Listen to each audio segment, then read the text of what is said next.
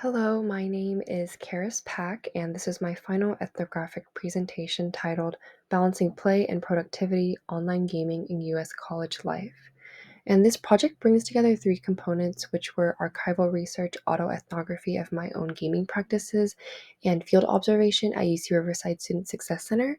And by placing these skills into conversation, I argue that college students cope with academic pressure through culturally patterned digital habits and environmentally shaped mobility practices. So, to begin, here is the roadmap for my presentation. And first, I will sketch the historical and institutional context for UC college students and for UC Riverside's Student Success Center. Second, I will explain why this topic matters politically, economically, and culturally. Third, I will summarize key archival sources on digital coping and environmental justice. Then I will move into my ethnographic case study, including reflexive and autoethnographic insights. And finally, I will synthesize the findings, outline future research, and end with a brief conclusion. So, college students in the United States are navigating rising academic demands, emotional fatigue, and constant technological immersion. And these pressures are lived daily in commuting patterns, study routines, and the ways students regulate stress. And in turn, this led to my guiding question: how do US college students manage institutional demands by combining digital coping, particularly online gaming, with environmental strategies like mobility and flexible use of campus space? To answer this, I analyzed archival research on digital coping and environmental justice, conducted an autoethnography of my own gaming during periods of stress, and carried out field observations at UC Riverside's Student Success Center, or SSC, which I used as a case study of broader national trends. So, national research has shown that the landscape of US college life has shifted dramatically in the last 2 decades, and studies specifically between 2016 and 19 document sharp increases in anxiety and depression among undergraduates, especially at the intersections of race, gender, and sexuality. And at the same time, universities have expanded digital infrastructures, including learning management systems, online assignments, constant email, and group work now mediated by apps. And students now live in a technologically saturated environment where both academic labor and relaxation flow through screens. And this historical backdrop helps explain why coping has become both digital and embodied, involving not just psychology, but also bodies, movement, and space. So, the Student Success Center, or SSC, opened in 2021 and quickly became one of UCR's central hubs for studying, collaboration, and moving between classes. And as the campus itself is recognized as both an Asian American and Native American Pacific Islander serving institution and a Hispanic serving institution, many students from highly diverse cultural backgrounds populate the SSC.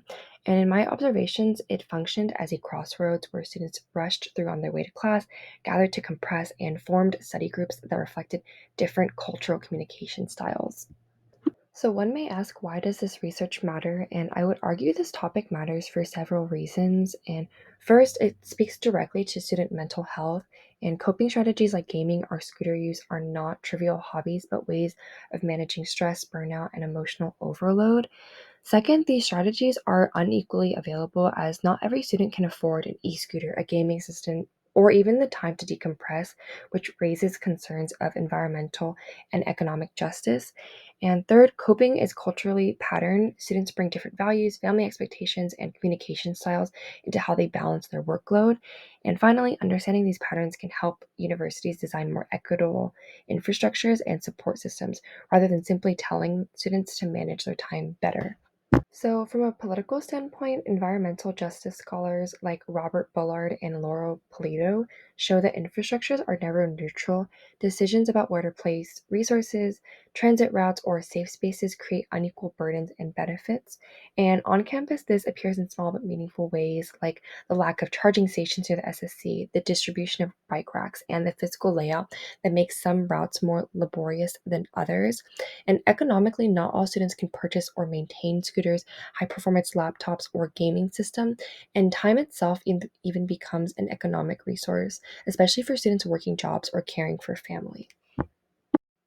So, to synthesize these findings, I found that archival research on digital coping showed that online gaming is often a strategic response to stress, not merely a frivolous entertainment.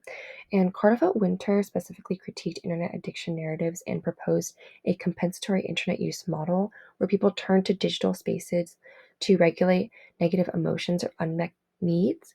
And likewise, Wang and colleagues, as well as Tosto, Zhang, Snodgrass, and others, argue that cultural norms influence how students use the space, and this is reflected through their speed, urgency, academic hustle culture, and peer navigation. And taken together, these sources suggest that for US college students, gaming is an emotionally meaningful cultural practice embedded in academic pressure and productivity norms rather than just a leisure activity.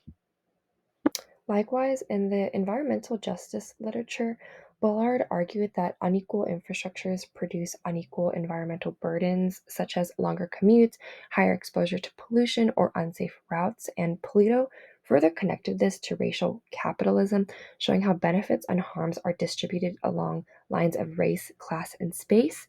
Johnson and colleagues also demonstrated how youth in environmental justice communities experience daily air quality and transportation conditions as part of their bodily well being. And when we apply these frameworks to campuses, mobility is not just convenience, but it is an environmental and structural factor that shapes stress, time budgets, and access to academic opportunities. While at the SSC, patterns of movement made these economic, political, and cultural dynamics visible. Specifically, students walking alone often moved quickly with heads down, earbuds in, and shoulders tense, showcasing a performance of urgency that mirrored academic pressure and tight schedules, while students walking in pairs or groups moved more slowly with animated conversation and open body language, showing that social interaction itself became a form of emotional decompression. E-scooters were the most common mobility technology and allowed students to make up time between classes, but the absence of nearby charging stations meant only some students could sustain this coping strategy, thus echoing the cultural and environmental justice issues I discussed earlier. Culturally, I observed acculturation rather than assimilation, and this showed that students adapted to academic expectations but did not erase their cultural identities. Reflexivity played an essential role in this project. As a student experiencing many of the same pressures I observed, I was not a neutral researcher, and by recognizing this as an ethical practice and humanizing the field, I was able to situate myself within the field and recognize how my positionality shaped what I noticed, what I interpreted, and what stood out as meaningful. By juxtaposing the archival research and fieldwork together, we see that student coping is multi-layered. Online gaming provides emotional regulation and sensory relief, mobility practices manage time, fatigue, and transitions, and cultural norms ultimately shape how students move, rest, and relate to one another. And all of this is ultimately structured by institutional design and inequality. However, like all ethnographic projects, my research comes with several important limitations.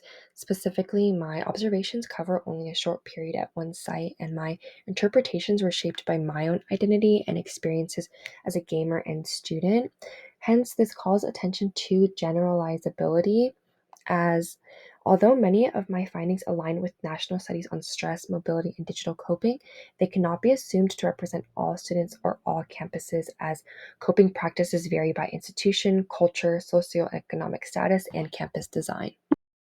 Future research could build on this project in several ways. Comparative ethnographies across different campuses could show how infrastructures and cultures shape student coping differently. Digital diaries could track daily cycles of stress, gaming, and movement. GIS mapping could visualize how mobility infrastructures cluster or exclude.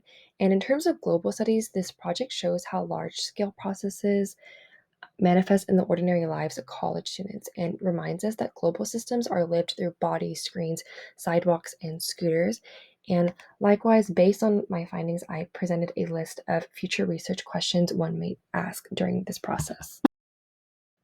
In conclusion, by taking seriously the digital and environmental ways students cope, we gain a more humane and structurally aware understanding of student life, and we can better imagine campus policies that support well being rather than just demanding more productivity.